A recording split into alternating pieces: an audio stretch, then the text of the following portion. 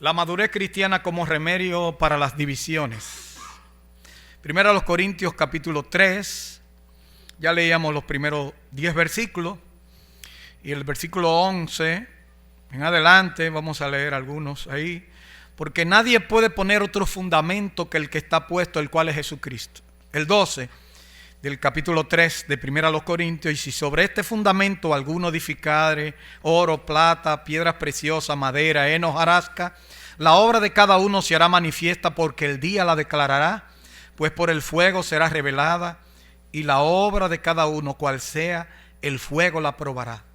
Si permaneciere la obra de alguno que sobreedificó, recibirá recompensa. Si la obra de alguno se quemare, él sufrirá pérdida, si bien él mismo será salvo, aunque así como por fuego. ¿No sabéis que sois templo de Dios y que el Espíritu de Dios mora en vosotros?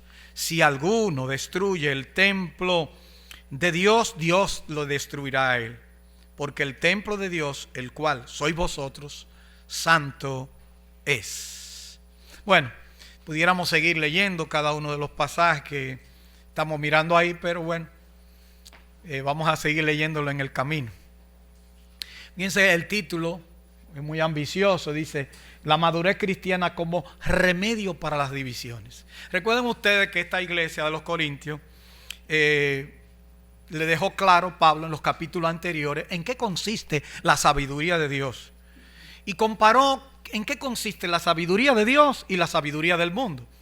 Él viene como a concluir ese concepto que expresó en el capítulo anterior, que lo entretejió con los hermanos que decían: yo soy de Pablo, yo soy de Apolo, yo soy de Cefa, y algunos decían: yo soy de Cristo.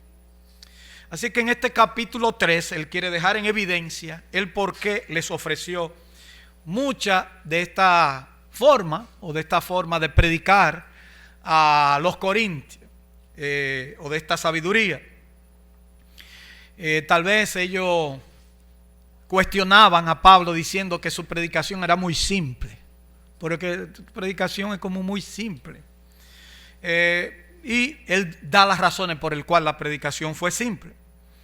¿Por qué? Porque dice en el versículo 1 que él no puede dirigirse a ellos como a cristianos espirituales. Tampoco se puede referir a ellos como naturales, sino que dice como a niños en Cristo.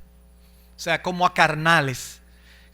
Cristiano caracterizado por manifestar más evidentemente lo que la carne ha producido en su vida. Repito, para entender un poquito el concepto. Siempre se habló de que si había cristiano carnal, que si el cristiano carnal existe. Bueno, aquí vemos en los Corintios que Pablo le llama que no le va a hablar como a espirituales, sino como a carnales. Entonces ellos no son ni naturales ni espirituales, entonces son carnales. Y la comparación que hace es con niños en Cristo. Ahí está el texto. Sarquico, que es la palabra griega para carnales, dice que se caracteriza por una vida carnal. Ahora, alto ahí. Todo creyente tiene una lucha con la carne. O sea, si usted es cristiano, bienvenido. Ahora, si un creyente solamente manifiesta una conducta de niñada espiritual, como aquí lo compara, con una inmadurez espiritual, por las características que se van a mencionar aquí, entonces una persona que califica para decir que no es ni espiritual, no es natural, es creyente, pero va a ser salvo, como dice el texto, así como por fuego, por la característica de sus obras, madera, heno y hojarasca. Así que estos corintios, tan influenciados por la sabiduría humana, insistían, ¿verdad?, en que Pablo también le diera más profundidad de la sabiduría de Dios cuando les predicaba. Pero él dice en el versículo 1: de manera que yo, hermanos, no puedo hablaros como a espirituales, sino como a carnales, como a niños en Cristo. Os di a beber leche y no vianda, porque aún no eréis capaces, ni sois capaces todavía, porque aún sois carnales, pues habiendo entre vosotros celos, contienda y disensiones. Sigue diciendo, pregunta: ¿no sois carnales y andáis como hombres? Las preguntas se caen de la mata, la respuesta, mejor dicho. La pregunta es válida, pero la respuesta es: son carnales, tienen una conducta de carnalidad, no son naturales, no son espirituales, entonces tienen una conducta de una vida carnal. Hay unas observaciones antes de entrar de lleno en el texto que quiero hacer sobre la madurez. Cuando pienso en niños en Cristo, estoy hablando de personas inmaduras. Y cuando digo que son inmaduros y que son niños en Cristo, estoy hablando entonces que son carnales, para que lo veamos. Y por eso el tema o el título de esta prédica es la madurez cristiana como remedio para las divisiones. Mire, la primera observación es que hay que tener mucho tiempo en el Evangelio, que tener mucho tiempo en el Evangelio no necesariamente te hace maduro. Yo tengo 30 años en Cristo. Ya usted no tiene problema. Pero tal vez un niño que no ha madurado absolutamente. Tiene tiempo. El tiempo es una condición para la madurez, pero no es determinante. Por eso en el autor a los Hebreos dice, debieran ser ya maestros después de tanto tiempo, tener necesidad de leche y no de alimento sólido, igual que aquí. O sea, fíjense ustedes que el tiempo hay gente que te enrostran, y en la iglesia hay muchísimos niños que tienen 30, 40 años en el Señor. Y esos son los que más problemas traen, porque nada más viven criticando y nunca hacen nada. ¿Y por qué no se hace esto? ¿Y por qué no se hace lo otro? ¿Y por qué? Pero nada más critican. Pero es una aclaración, yo no voy a entrar en profundidad. En segundo lugar, la madurez no se da igual en todas las personas. O sea, eso vemos hasta en la vida física. Hay niños que son precoces, diríamos. Uno ve la nieta de María Isabel que tiene un canal de YouTube y está hablando de cosas que tú dices, ven acá, esa muchacha no puede discernir todo lo que está diciendo, pero ella está haciendo un esfuerzo. Cuando tenga 20 y pico de años, va para la universidad ahora. Ya edad tiene. Pero uno se sorprende agradablemente de cómo una persona, como que uno dice, está por encima de su tiempo. Y eso también es importante. Pero yo no puedo decir, bueno, eso le pasa a los padres, vamos a decir, nuevos, cuando ven que su niño de 2 años, o póngalo de la edad que usted quiera, lo compara con otro niño, pero como que no lo ve igual, dice, wow, ya Philly camina, pero Mateo no. Ya es qué sé yo qué.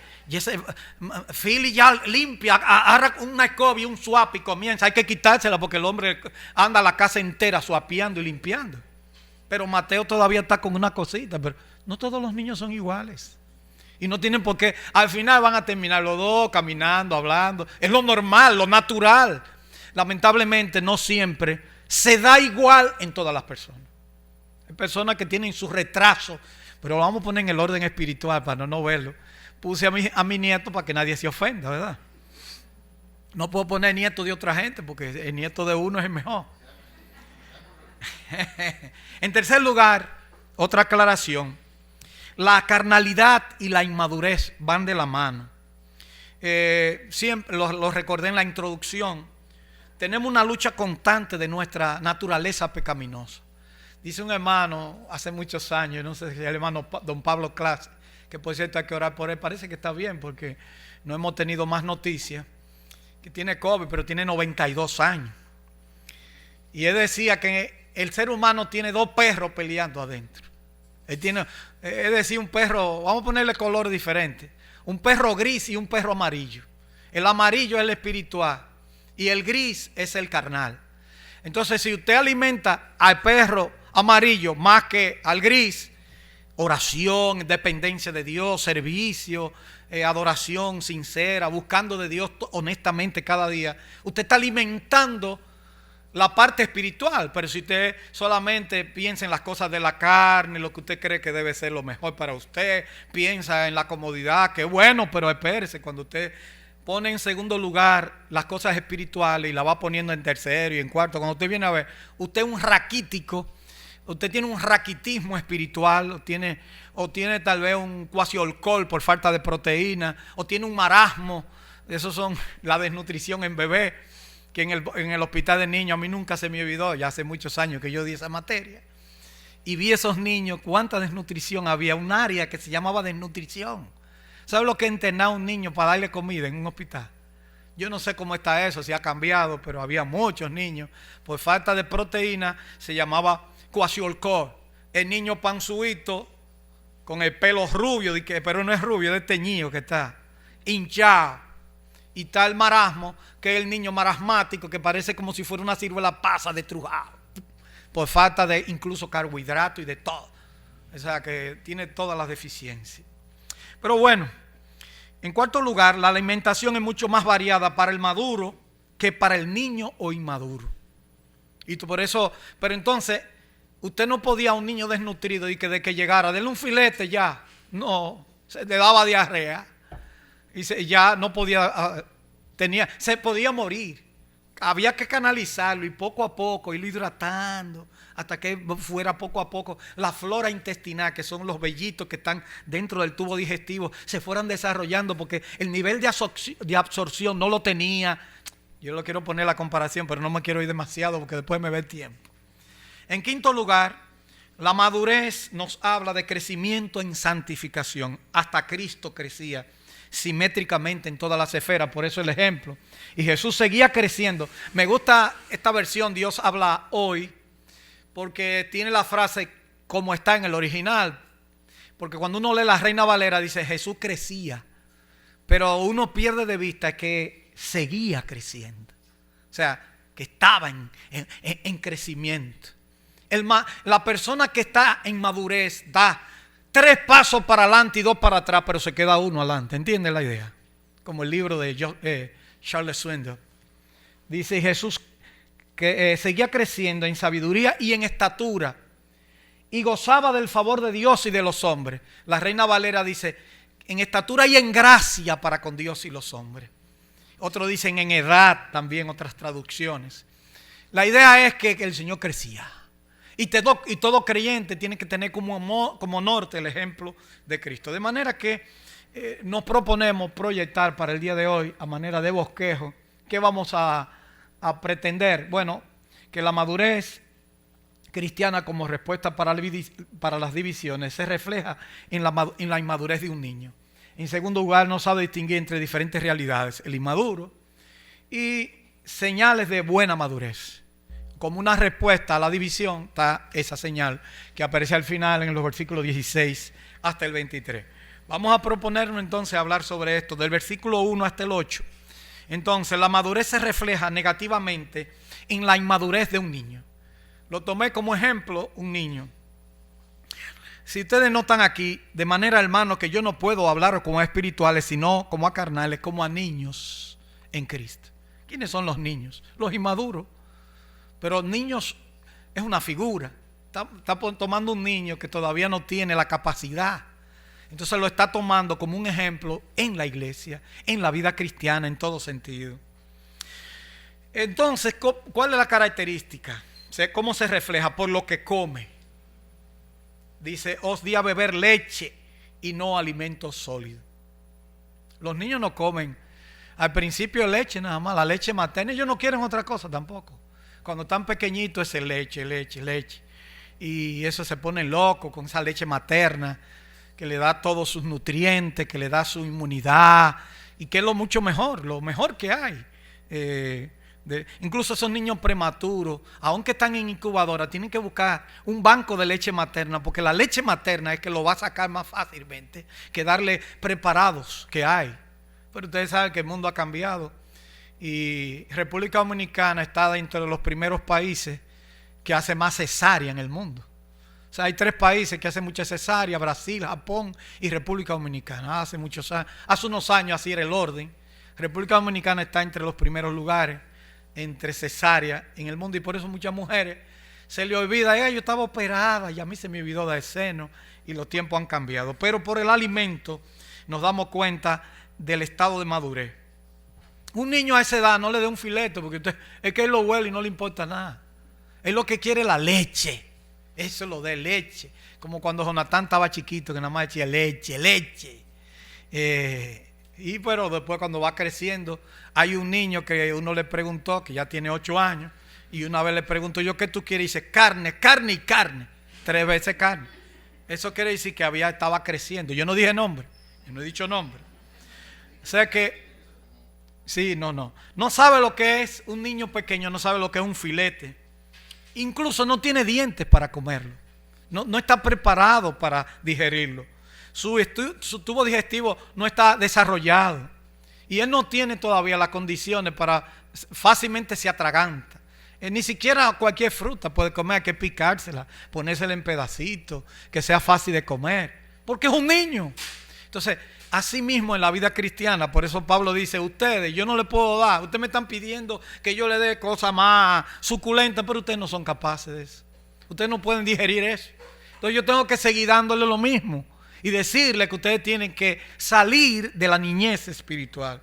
En segundo lugar, se muestra por lo volátil y frágil de su carácter.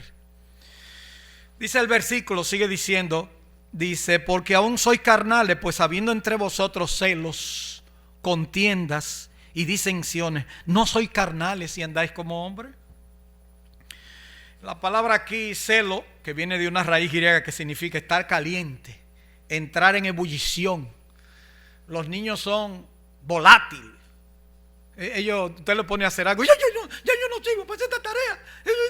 Ya, de una vez, yo creo que ya, porque yo creo que las cosas son así en la vida, que hay tareas que hay que dedicarle tiempo, porque es un niño. Hay hermanos en la iglesia que usted le pone, que con la primera cosita dice, yo me voy de aquí, ya. Ellos no quieren madurar, ellos lo que quieren es, ya se sienten incómodos, porque el carácter de un niño se manifiesta en su madurez. Entonces Pablo lo pone aquí con realidades, celos. No hay una cosa más celosa que un niño. Mi mamá es mía, dicen ellos. O sea que ellos lo ven de esa manera. En tercer lugar, promueve las divisiones, celos, contiendas y disensiones. Es tan fuerte la palabra en griego que la Reina Valera 60 habla de dos palabras para poder expresar lo que sucede. Dice contiendas y disensiones. Sin embargo, en el original griego es una sola palabra. No hay dos, es una sola. Pero el traductor dice, ¿cómo lo pongo? Porque puede significar eso y eso. Entonces lo puso las dos.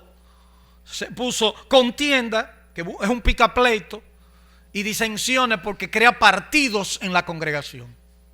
Fíjense ustedes, ya vimos que el alimento que no es capaz, usted le trae un día un mensaje que tiene mucha arista y es indigesta, le da sueño.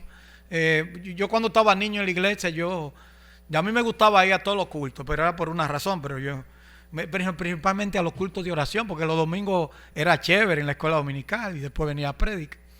Pero los cultos de oración no iban tanta gente. Entonces yo esperaba, cuando comenzaba la prédica me sentaba en el último banco, eran bancos en la calle España, esquina Salvador Cucurulo, que era la iglesia que yo asistí. Cuando niño, Templo Bíblico de la calle España, fue el primero, fundado en 1942. Y yo me gustaba ahí, me dormía en todos los cultos, hermano. Era de doble bendición. Pero lo que más me gustaba era cuando se terminaba y decían amén. Todo el mundo oraba y yo me paraba, me sentaba tranquilito. Y papá decía, vamos a poner Gisela a comer unos sanduichitos que hacía doña Gisela ahí en la España, casi esquina 30 de marzo. Y ahí nos bebíamos unos guarapos de piña y todas esas cosas. Y eso era sabrosísimo. Está bien, yo no entendía, porque yo era un niño, yo no entendía lo que iba a dormir, me dormía. Y usted sabe qué me pasó una vez.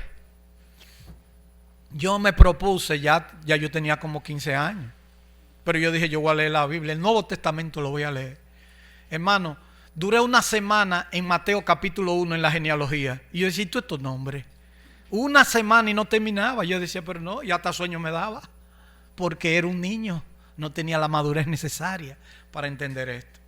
Pero también por el carácter, el niño hace un pique de nada. Hay hermanos así que hacen un pique de cualquier cosa. Se enfoforan, ebullición. Ahí viene la palabra celo, que está en ebullición. Y lógicamente promueve divisiones. Formar partido alrededor de personas es propio de lo político, no de la iglesia de Jesucristo, pero a veces se ve. Se lo digo con honestidad, a veces se ve. ¿Por qué? Por la niñada que hay entre la iglesia. No se puede estar mirando a los hombres, y eso es lo que Pablo quiere dejar claro aquí. Que los creyentes aprendan a mirar a Cristo y que aprendan a conducirse. No miren ni siquiera al hermano que está al lado. Usted puede aconsejarlo y ayudarlo, pero él puede fallar. Y usted dice, no, pero yo soy más cristiano que aquí nadie está discutiendo quién es más cristiano. Eso es el niño que le gusta compararse. No, pero yo tengo mejor que tú. Y si tú no tienes, no, pero yo tengo mejor que el tuyo. Y ahí se pasan, ¿qué mejor tuyo? ¿Qué mejor? Los niños son así. Todo el que tiene un niño en la casa lo sabe. Y el que se le olvidó, bueno, tiene un nieto, por si acaso. Y si no tiene un nieto, tiene un vecino. Si no, da clase en la escuela dominical. Así que eso no es más. Así que piensen ustedes ahora, a manera de ilustración, en un niño en su casa. Él piensa que todo le pertenece. Ustedes no se han dado cuenta. Mi mamá es mía. Papá es mío. Todo es una posesión. Aprendió que es mío, que eso es suyo. La casa, esa casa es mía. No de su papá, no es mía. Y otra cosa que se da el niño, porque una cosa mala que tiene el niño es que se da cuenta cuando los padres tienen diferencias. Y él disfruta eso porque saca partido. Y lo echa a pelear sin darse cuenta, porque él lo que quiere es que le den su cosa. Cuando él ve que papá le dice que no, se va a poner mamá. Y entonces después calladito, sin decir nada, ¡pah!, lo engancha a los dos, porque no, mamá me dijo, pero ya papá te había dicho que no, porque fuiste donde mamá. Pero como él disfruta de ver que hay problemas, lo pone a pelear, porque es un niño. Lo echa a pelear. Y goza, en el sentido, no es que goza, sino que saca provecho. Lo mismo se ve. Lo mismo haría un cristiano inmaduro en la congregación. Crea divisiones, siembra celos entre creyentes como característica esencial de un niño inmaduro y de un cristiano que manifiesta las obras de la carne. ¿Qué aprendemos de esto? De este primer punto. En primer lugar, al igual que en el capítulo 1, versículo 11, cuando dice, porque he sido informado acerca de vosotros, hermanos míos, que lo de Cloé, que hay entre vosotros contienda, quiere decir que cada uno de vosotros dice, yo soy de Pablo. Ya ustedes recuerdan esta porción. Y el 13 dice, ¿acaso está dividido Cristo? ¿Fue crucificado Pablo por vosotros? ¿O fuiste bautizado en el nombre de Pablo? O sea, no se pongan a mirar los instrumentos que Dios ha dado. Solamente son instrumentos. Dios te ha dado todo en la vida cristiana. Pero el niño se está fijando en que es de fulano y de sultano, discutiendo por tontería. Iglesia que todavía no entiende cuáles son los primeros principios elementales de la fe cristiana, como dice el autor a los Hebreos. Ellos están discutiendo todavía si el bautismo en agua, si es por aspersión, si es por... cuando se sabe que en la Biblia los ejemplos están claros. Y están discutiendo cosas sobre la salvación básica, si la salvación es en Cristo o si hay que agregarle algo más. Cuando una gente está así o es demasiado, y hacen la misma pregunta siempre, usted no sabe que si la salvación se pierde, que si no se pierde. Ustedes son salvos y siempre salvos. No, nosotros somos salvos, pero no porque yo sea salvo, porque yo lo quiera o porque no lo diga. Es porque Cristo murió por mí, pero no porque me lo merezca, no porque soy bueno, ni mucho menos. Pero hay personas que se pasan la vida entera con las mismas preguntas y nunca la averiguan. Y no se la piden al Señor, ayúdame, aclárame, yo quiero leer un pasaje, yo quiero más literatura de hombres de Dios que han escrito. ¿Dónde está todo? No entienden nada de eso. Y eso dice el autor a los Hebreos. El autor a los Hebreos, en el capítulo 5, menciona un personaje un poco enigmático que se llamaba Melquisedec. Entonces, como nadie sabía, porque decían sin padre, sin madre, sin genealogía, pero Abraham le dio los diezmos a Melquisedec. ¿Cómo la cosa? ¿Y quién es ese personaje que Abraham lo reconoció como mayor? Entonces el autor a los Hebreos dice que eso no es para muchachos, que eso de estar hablando de esos temas, no. Él le dice en el versículo 11, acerca de esto tenemos mucho que decir y difícil de explicar, por cuanto os habéis hecho tardos para oír. Porque debiendo ser ya maestro después de tanto tiempo, tenéis necesidad de que se os vuelva a enseñar cuáles son los primeros rudimentos de la palabra de Dios. Y habéis llegado a ser tales que tenéis necesidad de leche y no de alimento sólido. Y todo aquel que participa de la leche es inexperto en la palabra de justicia, porque es niño. Pero el alimento sólido es para los que han alcanzado madurez, para los que por el uso tienen los sentidos ejercitados en el discernimiento del bien y del mal. Hay hermanos que ni siquiera maduran si una cosa se puede hacer o no se puede hacer. Pasan los años y hay iglesias, usted sabe, que también son inmaduras. Yo vi una iglesia en el kilómetro, en el kilómetro 25 por ahí, por el peaje. Yo tengo un amigo muy querido, se llama Elpidio, y hay una iglesia, templo bíblico, que es grande. Y hay otra iglesia que las mujeres se visten como de azul pastel y de un rosadito así. Porque entonces le pregunté, ¿y por qué viste? Somos de la iglesia primitiva, decían ellos. Y en la iglesia primitiva se andaba así, con esos colores. No.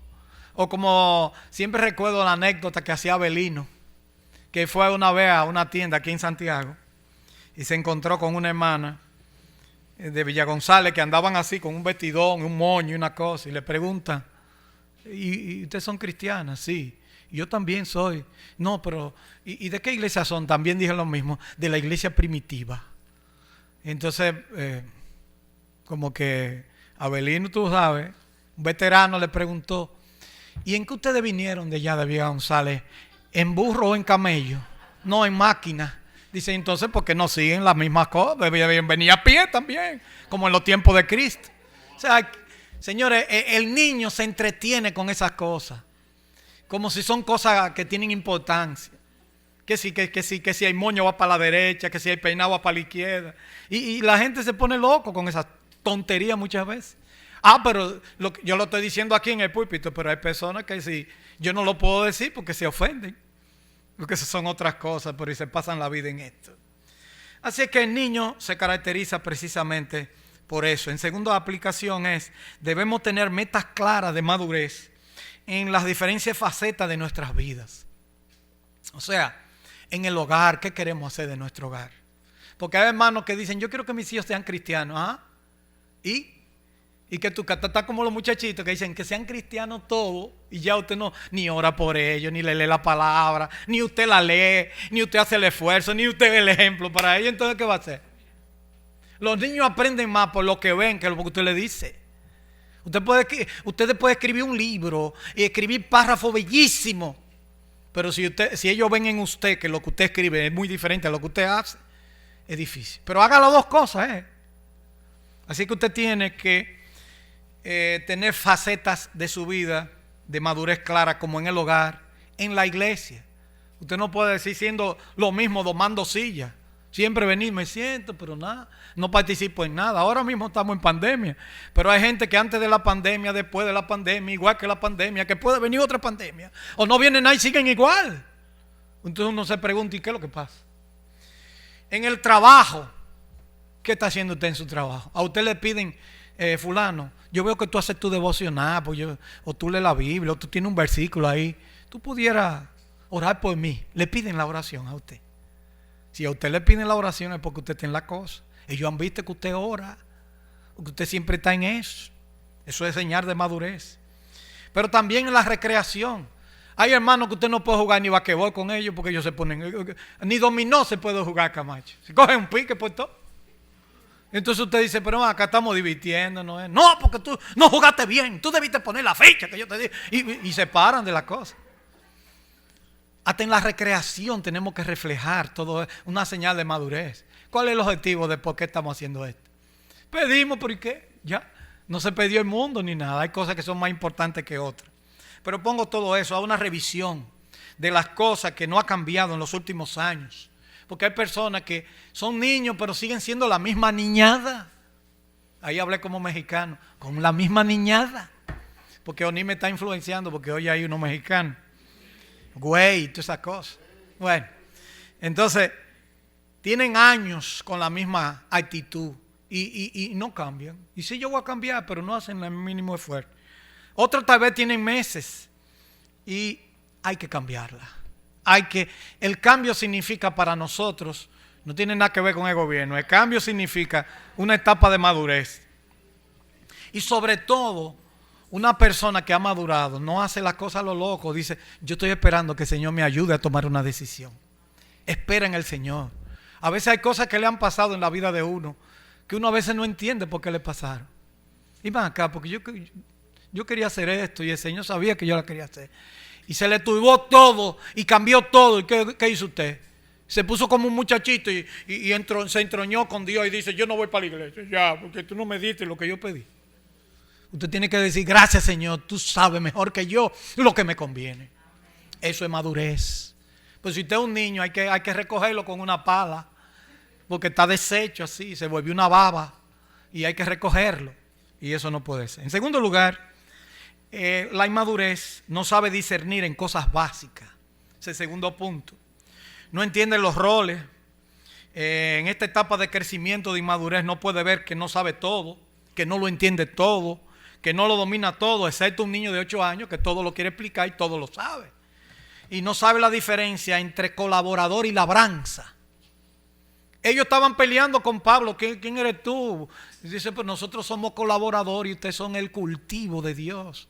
Y nosotros hacemos una cosa y ustedes también. Nosotros somos parte del mismo reino. Y incluso eso se va a ver más adelante. Cuando Pablo quiere reseñar que el cuerpo tiene muchos miembros, pero no todos los miembros tienen la misma función. Hermano, no se mortifique. No todos hacen lo mismo. Procure que lo que usted haga sea con calidad y bien para Dios. Pero no todos podemos hacer lo mismo, hermano. El hermano que lo quiere hacer todo tiene complejo de conejo bu. Eso es lo que vimos, una serie de conejos. Todo el mundo la ha visto alguna vez, pero cuando uno estaba más chiquito, esa era la serie. Y jugando pelota, en primera base el conejo bu, segunda base el conejo bu, pitcher el conejo bu, catcher el conejo bu. Todo era él. Eso no existe hoy en día.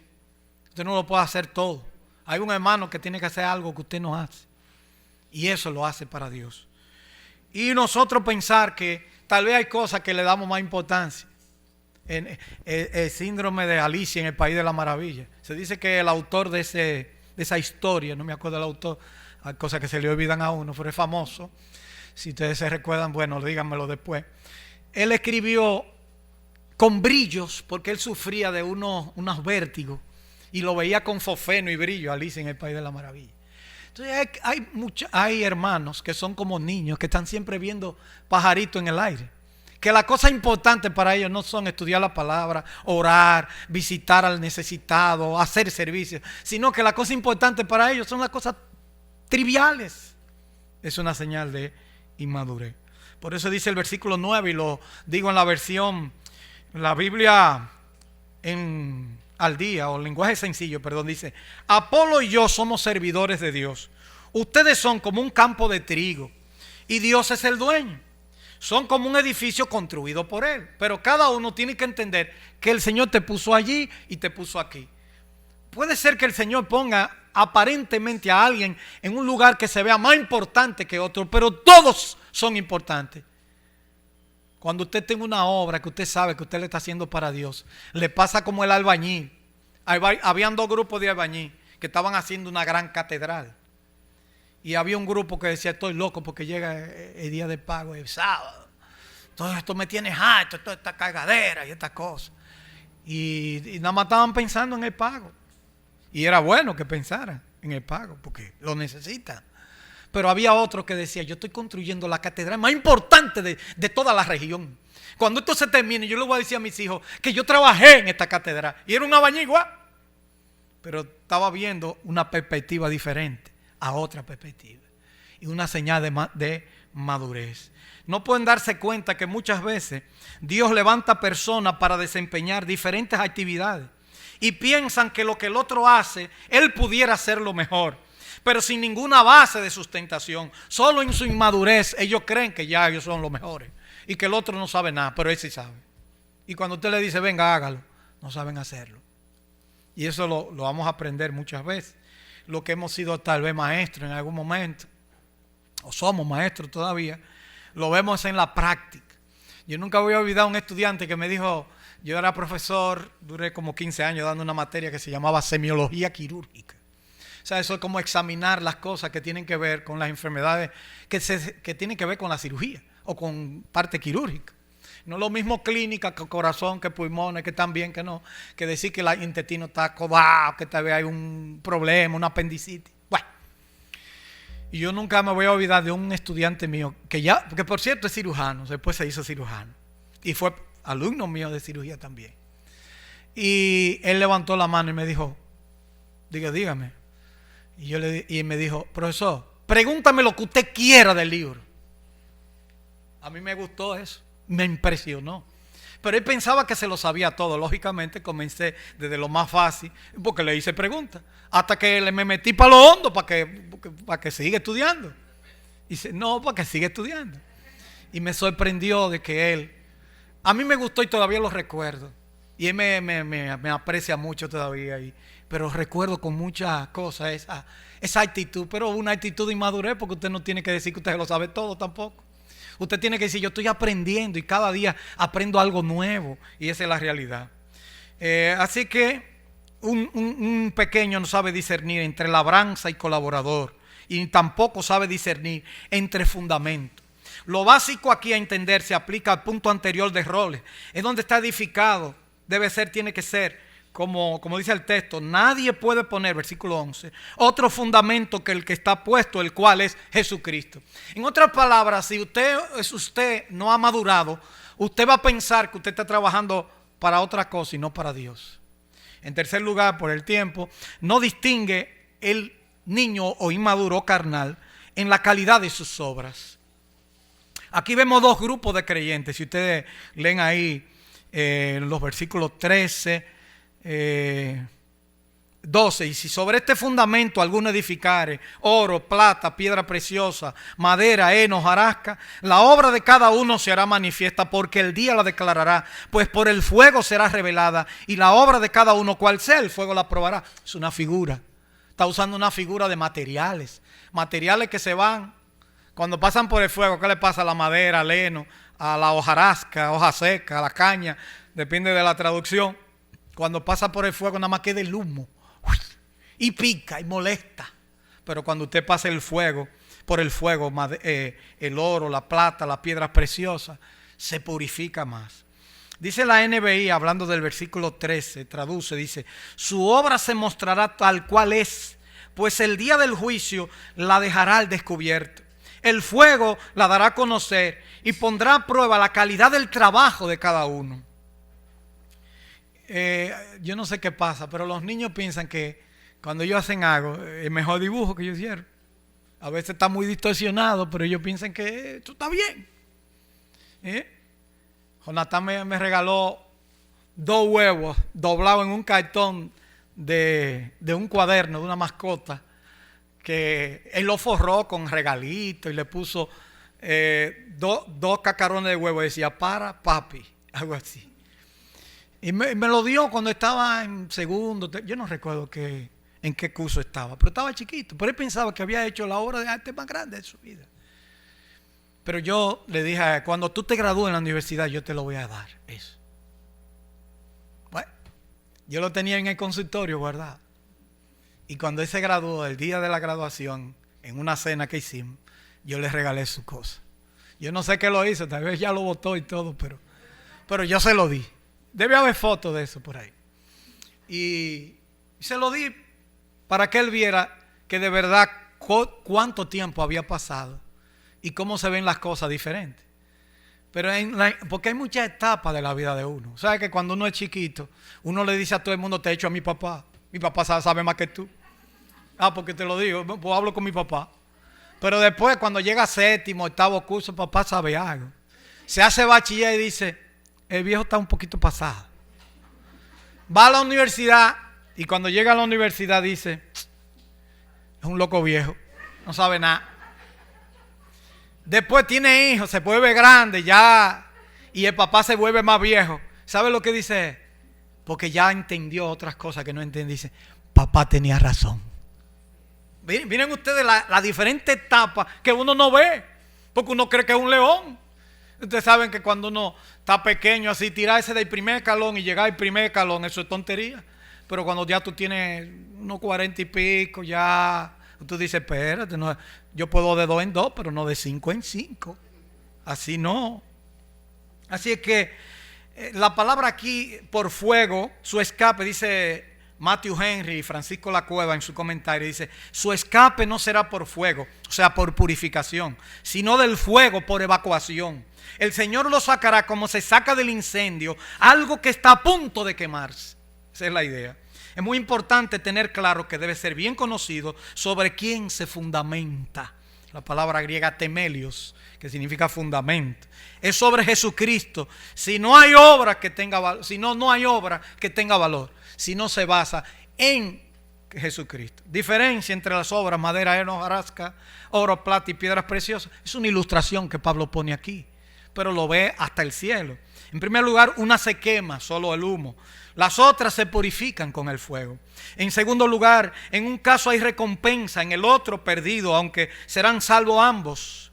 En tercer lugar, la salvación es puro regalo, pero hay recompensas para los que hacen lo correcto sobre el fundamento de Cristo, porque lo que determina que una obra sea correcta es sobre la base que usted la hace.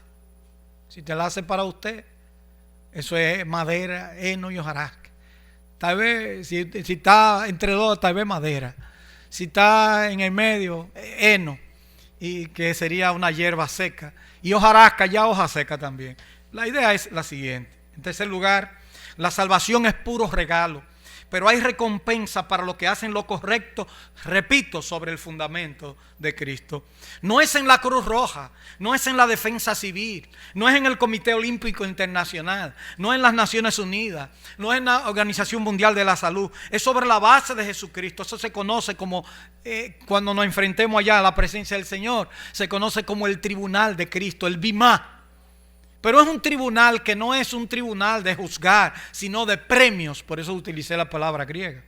Así que aprendemos de este punto. Número uno, la madurez del creyente se muestra en lo que debe aprender, conocer y discernir en dónde está su fundamento. Si usted no entendió que su vida está en Cristo y que la salvación está en Cristo, usted está dando vueltas redondas.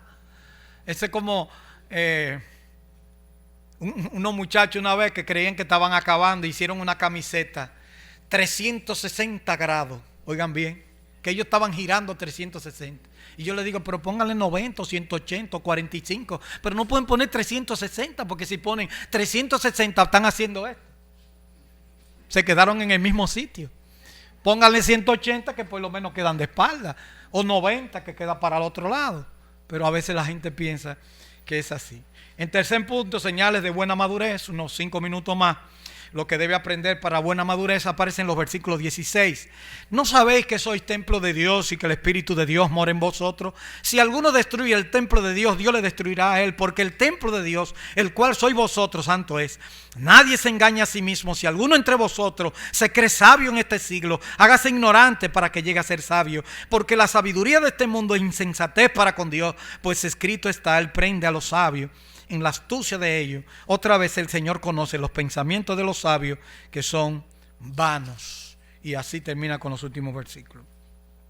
En esta porción que Pablo la deja para el final, se puede ver la solución de la inmadurez reflejada en desunión dentro de la congregación y como remedio para nuestra inclinación a confiar en los hombres que pasan y no en Dios. Porque menciona nombres, personas y cosas, y que el niño tiende a pensar y concentrarse en el que le doy pan y no es dueño de pan, para decirlo en otra manera. En primer lugar, no puede entender que las señales de la buena madurez es reconocer que usted es templo del Espíritu Santo y que la iglesia es parte de ese desarrollo. Hay creyentes que en su inmadurez no distinguen la obra del Espíritu en su vida. Confunden lo que significa cosas sencillas como la llenura del Espíritu Santo con el bautismo del Espíritu Santo. Y por eso hay muchos creyentes que están todos los días y dicen, se fue el Espíritu, viene el Espíritu, se fue el Espíritu. Entonces confunden una cosa clara en las Escrituras, que todos fuimos bautizados en un cuerpo. Cuando llegamos a Cristo, Cristo nos bautizó en el cuerpo de la iglesia, en su cuerpo que es la iglesia. Ya no hay judío ni griego, no hay esclavo ni libre, no hay varón y mujer. A todos se nos dio a beber de un mismo espíritu. En este contexto el sentido es de advertencia severa para cualquiera que trate de destruir o si quiere interferir en la edificación de la iglesia sobre el fundamento que está puesto, el cual es Jesucristo, la principal piedra del ángulo, donde se fundamentan los edificios. Por eso son inmaduros, porque no conocen que deben confiar en lo que el Espíritu Santo hace en la vida de la iglesia y de manera particular en el creyente. Él quiere decir, bueno, aquella iglesia el programa le dio resultado, pero no se dan cuenta que no importa el programa, lo que importa es que si el Espíritu está dirigiendo la obra. Si el Espíritu y Dios no dirigen, olvídese del programa y haga todo lo que usted quiera. Usted hace un programa, pero no piense usted que es el programa que va a hacer las cosas. Es Dios que tiene que bendecir lo que uno hace. Así que en segundo lugar, no confiar en la sabiduría de los hombres, pues son inútiles, lo dice el versículo 19 y 20. Y en esos versículos hay una cita de dos pasajes del Antiguo Testamento. Aparece un pasaje que Payán de soslayo, lo tocó en Job 5:13 y también aparece el Salmo 94:11. Para ampliar el concepto de que la sabiduría humana que no puede salvar, tampoco puede edificar una iglesia, ni impedir que esta iglesia crezca y se desarrolle. Y aquí traje esta porción en la Biblia al día. Dice 1 Corintios 3:19, porque a los ojos de Dios la sabiduría de este mundo es locura, como está escrito. Él atrapa a los sabios en su propia astucia. Es una cita de Job. Y que también muchos ven el Salmo 94 también. Y el 11 dice, y también dice, el Señor conoce los pensamientos de los sabios y sabe que son absurdos. Porque imagínense ustedes que el Señor lo conoce todo y cuando ve que una gente dice que se cree sabio, a veces sabe 3 cositas en un océano de conocimiento.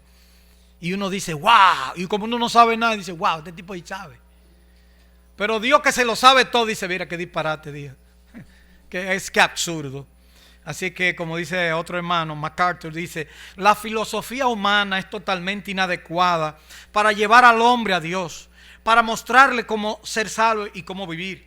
Siempre quedará atrapado en sus propios esquemas y atrapará a los que confían en ella. El que confía en el entendimiento humano no dispone de un entendimiento correcto de sí mismo. La filosofía del hombre, lo que te crea es mucho por qué, pero no te da ni una respuesta.